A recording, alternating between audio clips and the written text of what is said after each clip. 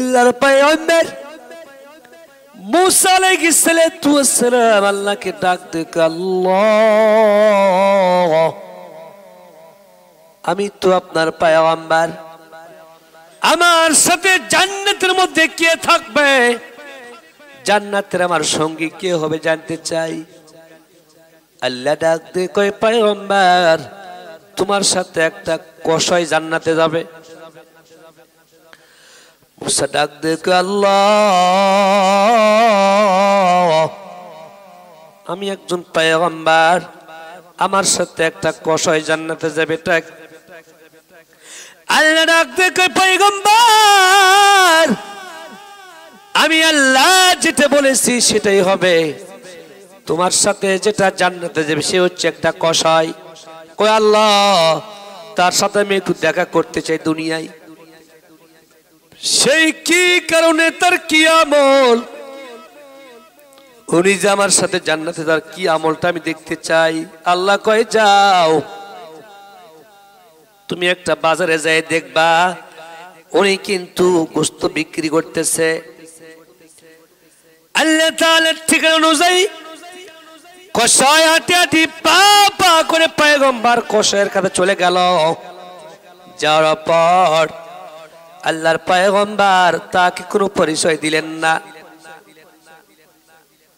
কোনো পরিচয় না দেওয়ার পর সেই পয়গম্বর উনি কিন্তু দাঁড়িয়ে আছেন আর কসাইটা গোশত বিক্রি করতেছেন।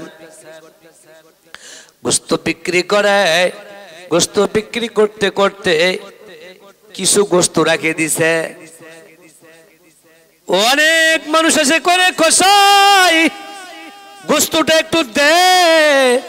কসাই কয়, না গোশত আমি এটা বিক্রি করব না। কয় টাকা একটু বেশি দিব। কয় না টাকা বেশি আমার লাগবে না। এইবার কসাই গোশতটা নিয়ে হাঁটি হাঁটি পা পা পা পা করে চলে যাচ্ছেন বাড়ির দিকে। আর মুসা আলাইহিস সালাতু ওয়াস সালাম উনিও তার পিছে পিছে যাচ্ছেন। যাওয়ার পর এইবার কসাইটা বাড়ির মধ্যে ঢুকে গেলেন। ঢুকে যাওয়ার পর উনি ওনার হাত দিয়ে কি করলেন, গোশত রান্না করলেন। রান্না করার পর এইবার রান্না করিয়া মাওকে ডাক দেখে, মা গো মা খান। সন্তানের হাত দিয়া এইবার মাকে খাওয়াইতেছে। মা ডাক দেখে, বেটা রে আগে তুমি খাও তারপরে আমি খাবো। এইবার সন্তান ডাক দেখে, মা গো আমি তোমাকে টাইম মতো খাবার দিতে পারি নাই। ও মা আমার বাজার থেকে আসতে দেরি হয়ে গেছে। মা আপনার বয়স হয়ে গেছে, আপনি খান তারপরে আমি পরে খাবো। সন্তান এইবার সন্তান তার হাত দিয়ে মাকে খাওয়াই দিচ্ছে। মা খাওয়ার পর আল্লাহর কাছে দোয়া করে, আল্লাহ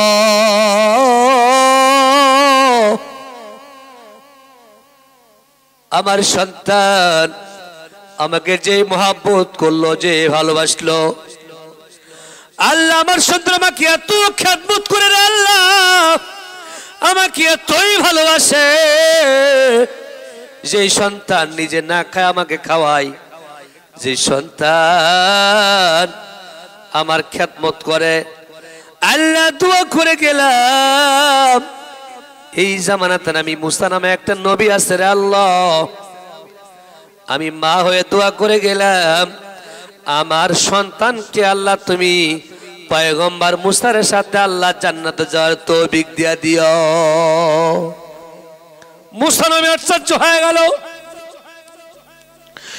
এইবার মুসা নবী আর ঠিক থাকতে পারলেন না। ডাক দিয়ে কই, মারে কি দোয়া করেছো? কয় বাবা আমার সন্তান আমাকে এতই ব্যবহার ভালো করে, আমাকে এত খেদমত করে, আল্লাহ তাআলা তো মায়ের দোয়া কখনো ফেরত দিবে না। আল্লাহর কাছে দোয়া করেছি, আমাদের জামায় নাকি মুসা নামে নবী আছে, আমার আল্লাহ জানে মুস্তারের সাথে আমার সন্তানকে জান্নাতে যাওয়ার তৌফিক দিয়ে দেয়। পয়গম্বর ডাক দেখে মারে,